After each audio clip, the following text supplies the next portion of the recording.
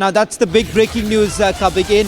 Also, multiple diplomatic sources confirming to Republic TV that she has already landed in Hindon Air Base, where at least she has met Bangladeshi High Commission officials.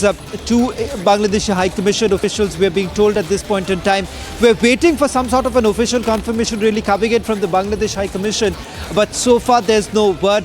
Reports also came in a short while back of External Affairs Minister Dr. S. Jaishankar having a meeting with the Prime Minister.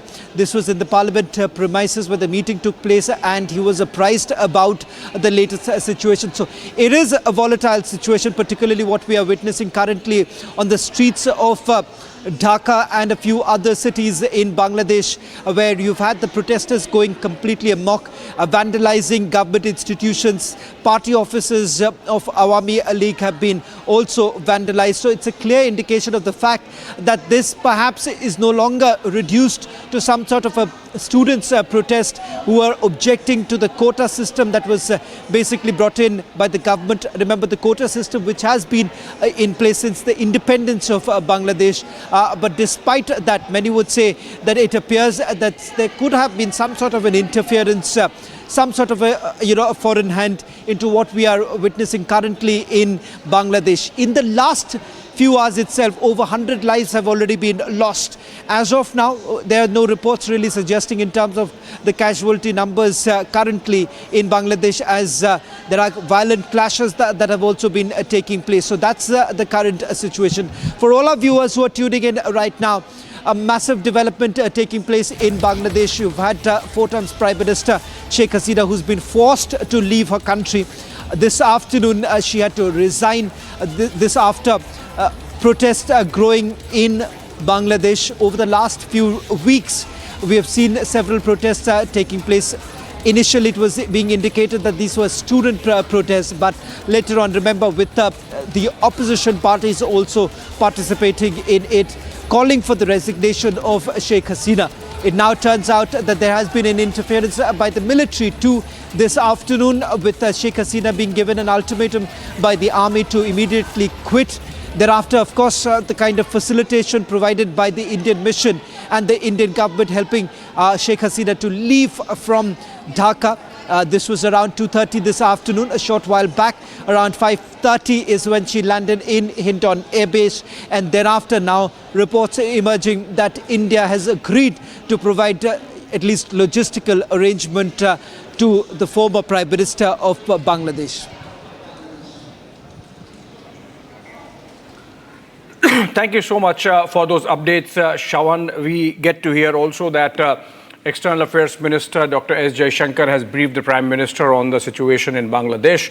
Also that engaging with the media persons outside in Parliament, the External Affairs Minister also said that as yet Sheikh Hasina has not sought any help.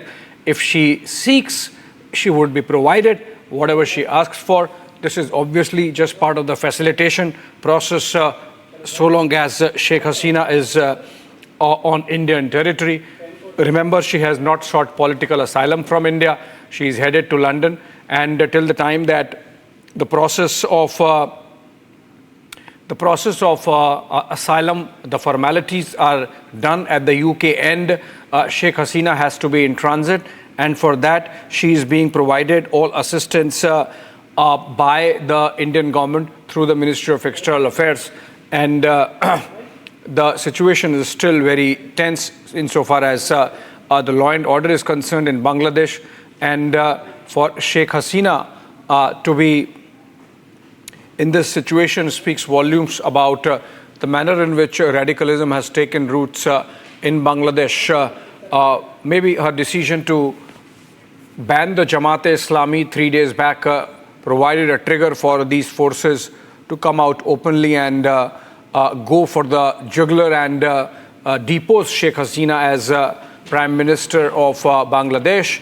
But be that as it may, it has already happened, and a lot of watered down Padma since then, and we are seeing pictures of vandalism of the Bangladeshi parliament, which means that these people perhaps are not even pro-democracy, otherwise they would not have targeted the parliament building. And also we have seen vandalism and desecration of the statues of Bangabandhu Sheikh Mujibur Rahman, which also means that these people are not pro-Bangladeshi liberation from Pakistan, because Sheikh Mujibur Rahman is a symbol of Bangladesh's independence from a very genocidal Pakistani army grip in 1971.